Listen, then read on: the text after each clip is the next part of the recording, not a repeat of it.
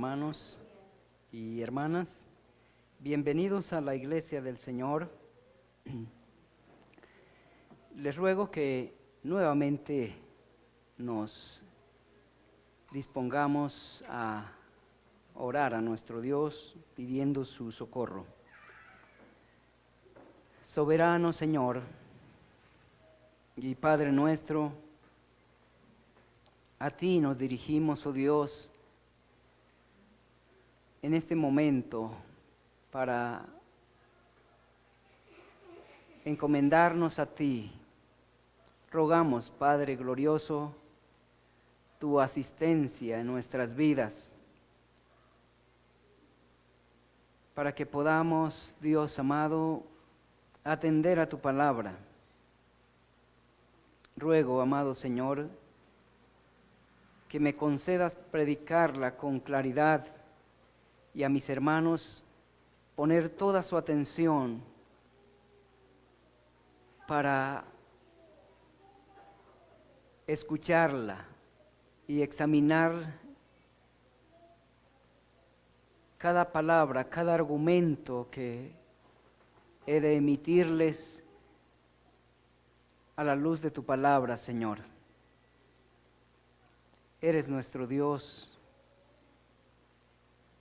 nos has amado y nos has rescatado de la lamentable condición en la que nos encontrábamos. Nos has traído, Señor, y nos has hecho miembros de tu amada iglesia,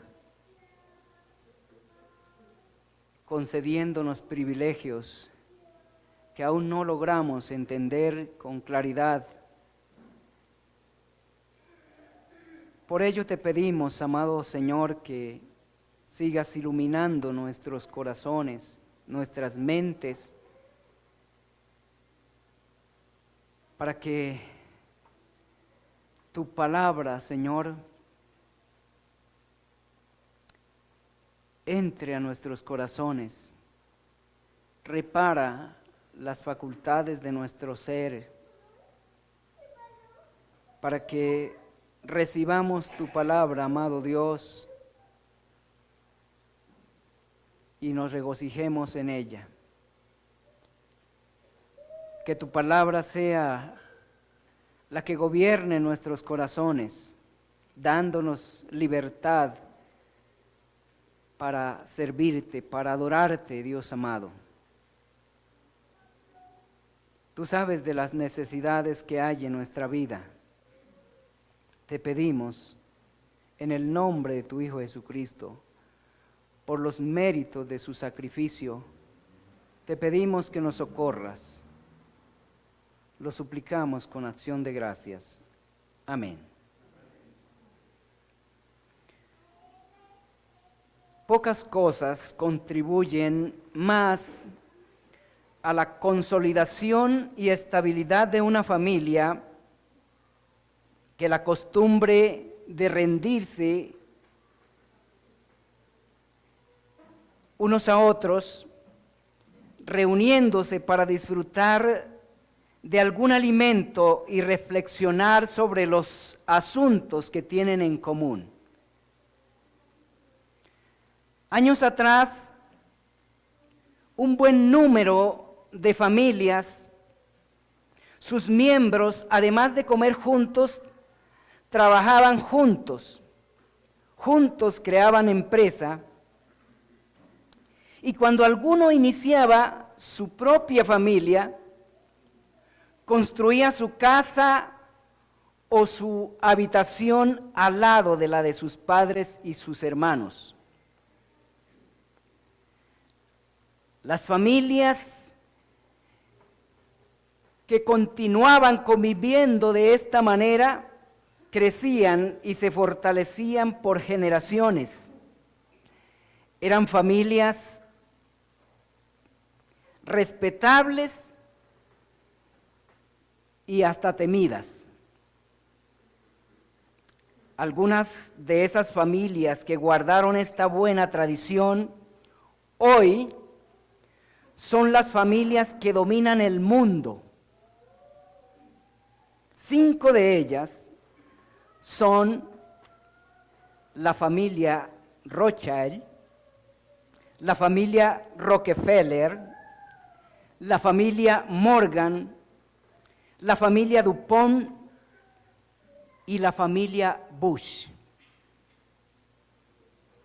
Estas son las 5 familias más poderosas del mundo. Esas familias están allí porque han logrado mantenerse unidas a través del tiempo y a través de las adversidades.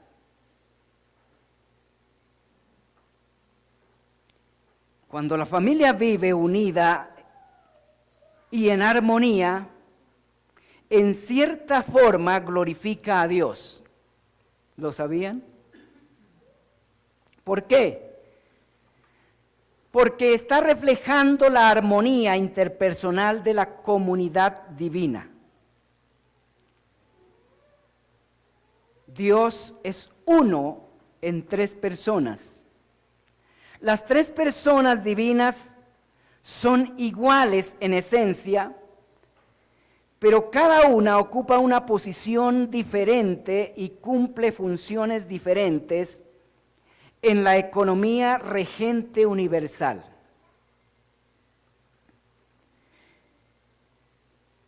Pero aunque ocupan posiciones distintas y desempeñan funciones diferentes,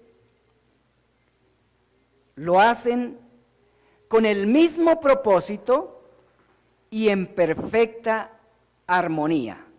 Esta es una característica de la comunidad divina, es decir, de la Trinidad. Las 3 personas divinas son fieles una a la otra.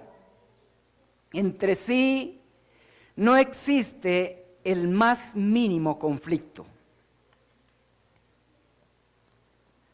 Aunque esas 5 familias que mencioné anteriormente no honran a Dios con el uso o enfoque de la unidad que han mantenido durante años, la unidad que mantienen sí glorifica a Dios.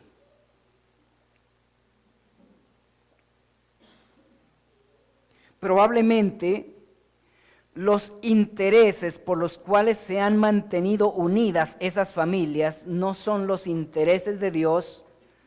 No obstante, los principios mediante los cuales han logrado mantener esa unidad sí son principios divinos, es decir, principios establecidos por Dios. ¿Por qué me atrevo a afirmar eso? Porque no es posible mantener la unidad entre una pluralidad de personas sin algún grado de humildad, de mansedumbre, de tolerancia, de paciencia y amor entre sí.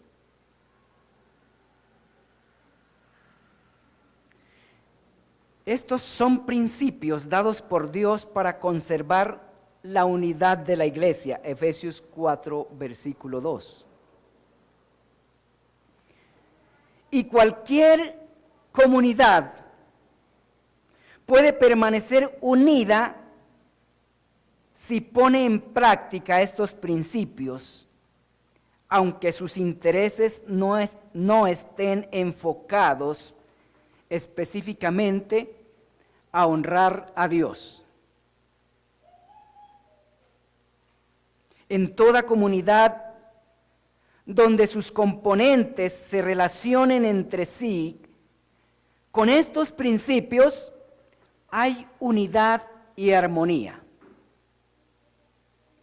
Espero que hayan tenido en cuenta cuáles son esos principios. Mansedumbre, tolerancia, paciencia y amor entre sí. Son virtudes, pero también son principios, porque hay que hacer uso de ellos con plena conciencia y de manera determinada. Se puede ser paciente por determinación, ¿verdad? Se puede ser manso por determinación y se puede amar por determinación. Es decir, en verdad, para amar de manera verdadera, hay que tomar determinación. Por algo el amor es un mandamiento. Si el amor no estuviese sujeto a la determinación de la voluntad, no sería un mandamiento. La familia, hermanos, fue la primera comunidad creada por Dios para que reflejara al mundo esta realidad divina. ¿Cuál realidad divina? La armonía de las relaciones interpersonales, de la comunidad divina.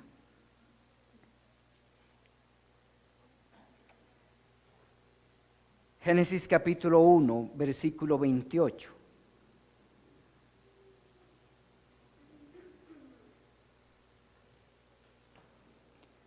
Repito, la familia fue la primera comunidad creada por Dios para que reflejara al mundo la armonía de las relaciones interpersonales de la comunidad divina.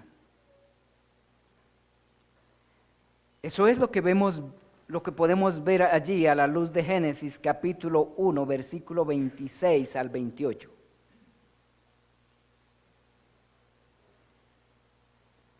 Dios creó al hombre y a la mujer para establecer una sociedad, una comunidad, y es la comunidad básica, mediante la cual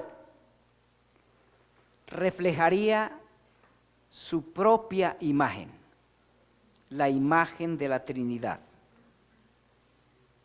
Si ha oído esto, su mente ya debe haberle mostrado una radiografía del estado de su familia. Si no tiene esa radiografía, es porque usted, que está oyendo, no está cumpliendo su responsabilidad como oyente.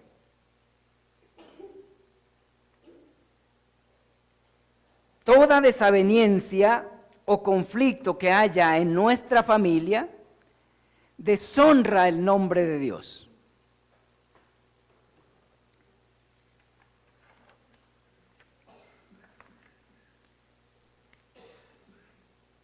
Pero además de la familia, hermanos, hay otra comunidad creada por Dios para que reflejara al mundo la armonía de sus relaciones interpersonales. ¿Cuál es esa otra comunidad? La iglesia del Señor Jesucristo. La iglesia del Señor Jesucristo es la segunda comunidad creada por Dios para dar a conocer al mundo la armonía de la comunidad divina. ¿De dónde se infiere este concepto, amados hermanos? Se infiere de la doctrina de los apóstoles. Y voy a usar dos referencias del apóstol Pablo y espero que éstas me sean suficientes para persuadirles de esta realidad. En esta primera exposición voy a dedicarme a una de esas dos referencias. La otra la usaré en la siguiente exposición. Efesios capítulo 4, versículo 16. Tomen sus Biblias, por favor,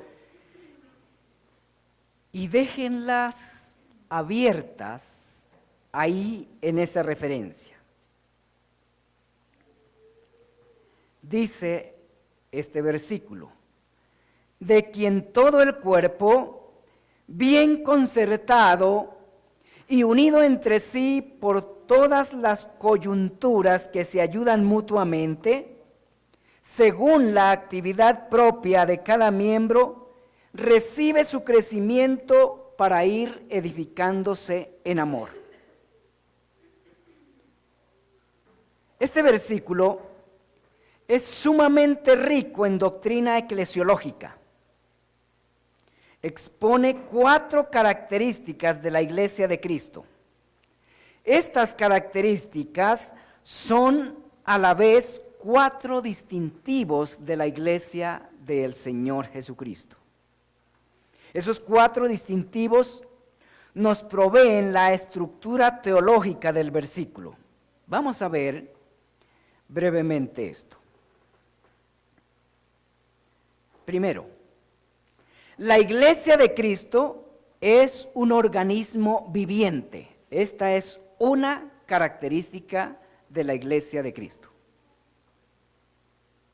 El texto, como ustedes se pueden dar cuenta, describe a la Iglesia de Cristo como un organismo viviente en crecimiento. ¿Estamos de acuerdo?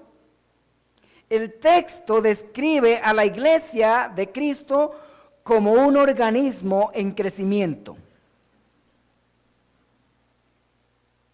Según la última parte del versículo 15, este organismo es el cuerpo de Cristo, quien a su vez es su cabeza.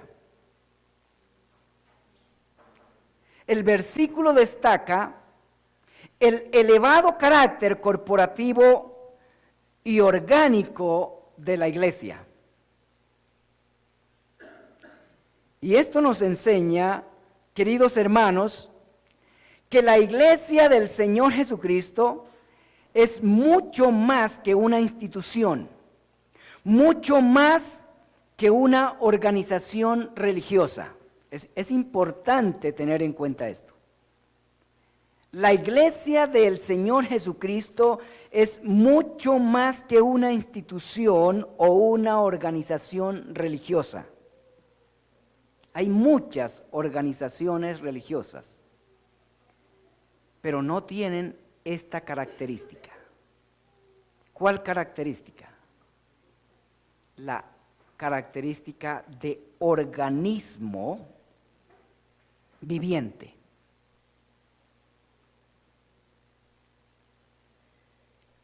En su iglesia, la Iglesia del Señor Jesucristo, Él está presente y activo.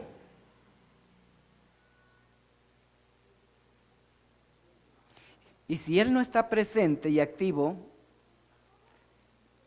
en una comunidad, esa comunidad no es Iglesia de Cristo. Pero en la iglesia que es, en la comunidad que es la Iglesia del Señor Jesucristo, Él está presente y activo. ¿Por qué? Porque su iglesia es el organismo mediante el cual el Señor Jesucristo ha decidido dispensar de manera amplia sus virtudes o atributos salvíficos.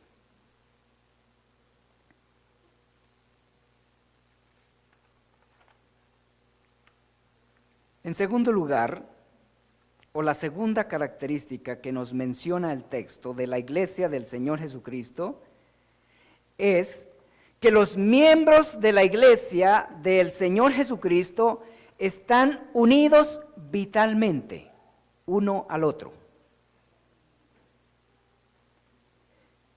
El versículo muestra que el vínculo entre los miembros de la Iglesia del Señor Jesucristo no es un vínculo casual ni mecánico. Es un vínculo vital. Esto es importante tenerlo en cuenta. El vínculo entre los miembros de la iglesia del Señor Jesucristo no es un vínculo casual y tampoco es un vínculo mecánico.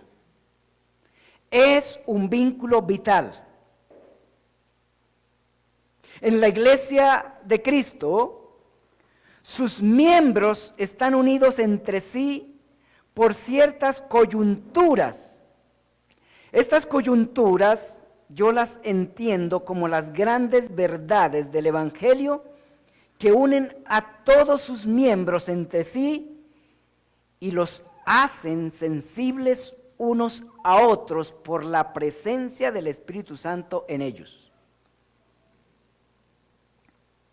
Los verdaderos miembros de la iglesia del Señor Jesucristo se pertenecen, se necesitan y se sirven unos a otros. Cuando un miembro de la iglesia del Señor Jesucristo se duele, todos los demás miembros se duelen con él. Y si un miembro se goza, todos los demás miembros se gozan con él. 1 Corintios capítulo 12, versículo 26. La unidad de la iglesia del Señor Jesucristo se caracteriza no únicamente por una unidad formal, se caracteriza esencialmente por una unidad orgánica, una unidad sensible.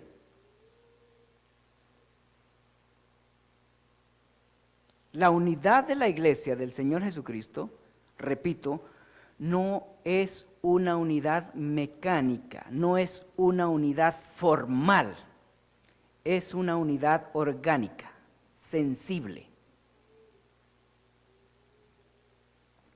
En muchos lugares solo se ve una unidad mecánica u orgánica, u formal, pero no una unidad orgánica.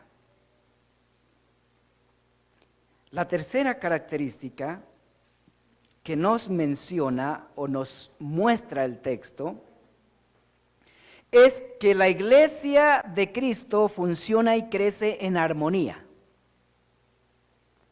Estamos sobre el mismo texto. Ustedes pueden ir mirando el texto y confirmando lo que les voy diciendo.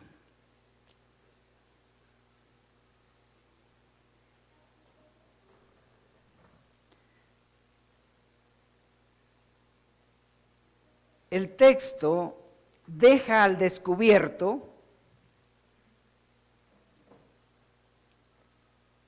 que en la iglesia del Señor Jesucristo, como su cuerpo, sus miembros funcionan y crecen en unidad armónica, como funcionan y crecen los miembros de todo organismo viviente. ¿Se puede notar eso en el texto? Con una simple lectura se puede ver eso. Ningún miembro de la iglesia del Señor Jesucristo puede crecer desvinculado de la iglesia. La vida del Señor Jesucristo fluye de miembro en miembro mediante la comunión por su Espíritu y la obediencia al Evangelio. La comunión es el medio por el cual las virtudes de la sangre del Señor obran para santificación de los miembros de su iglesia. Primera carta de Juan, capítulo 1, versículo 7.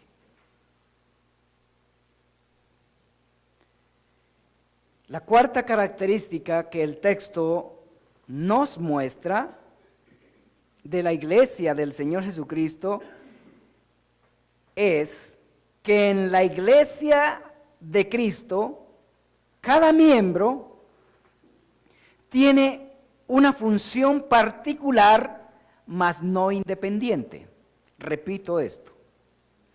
La cuarta característica que el texto nos revela es que en la iglesia de Cristo cada miembro tiene una función particular, mas no independiente.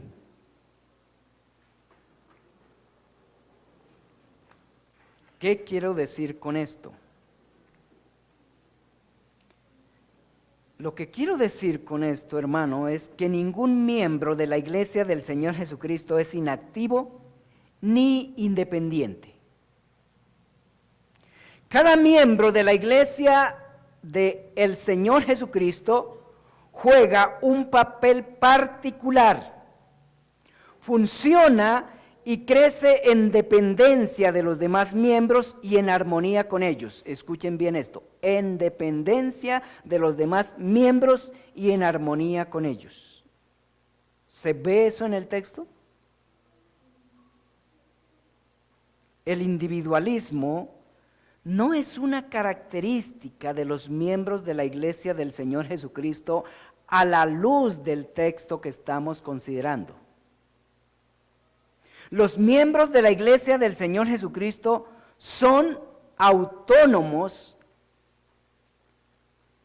pero no individualistas.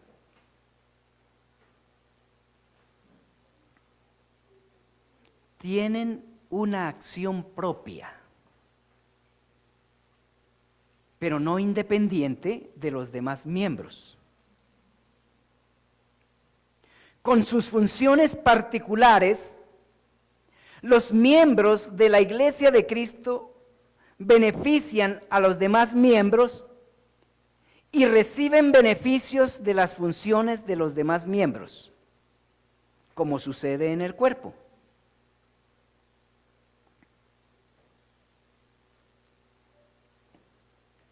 Aún nos beneficiamos del trabajo de hermanos que ya están con el Señor.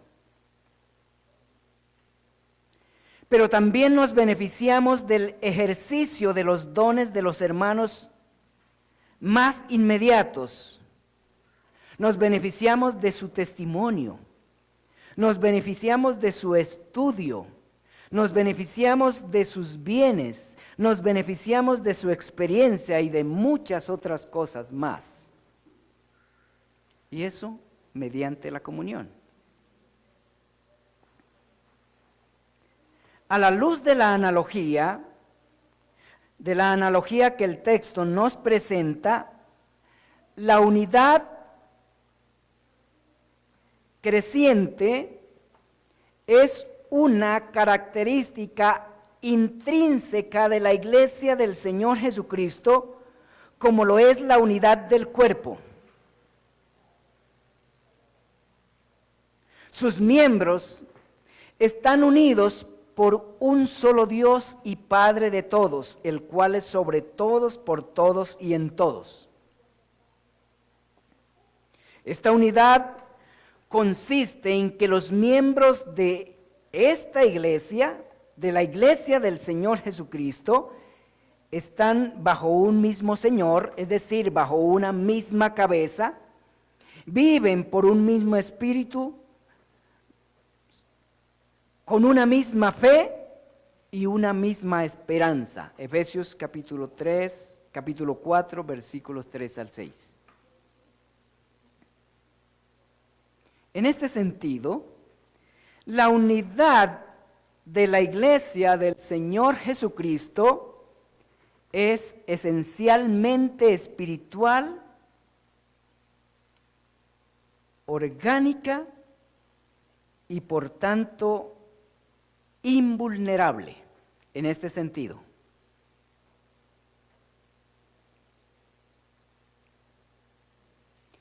Pero hay otro sentido en el que la unidad de la iglesia es vulnerable. Hay otro sentido en el que la unidad de la iglesia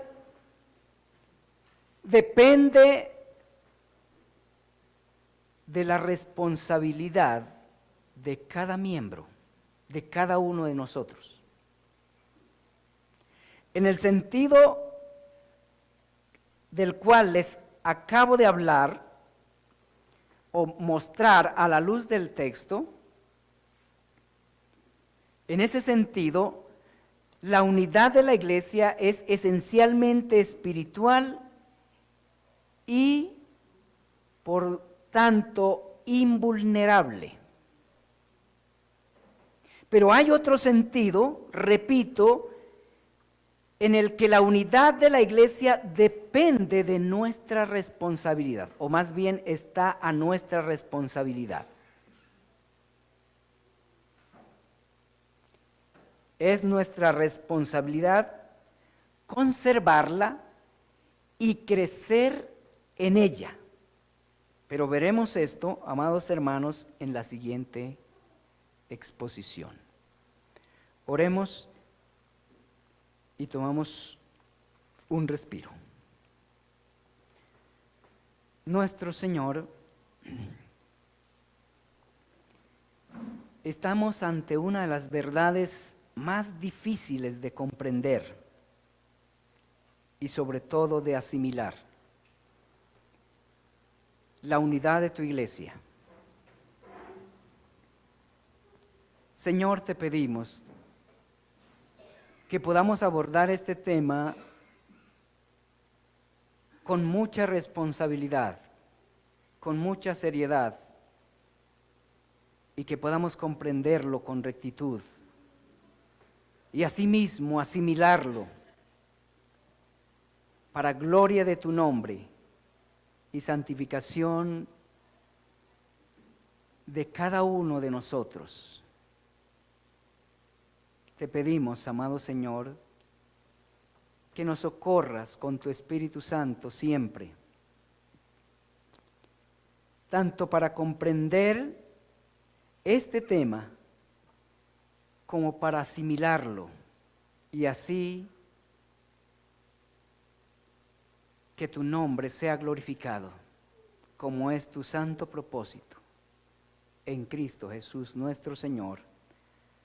Amén.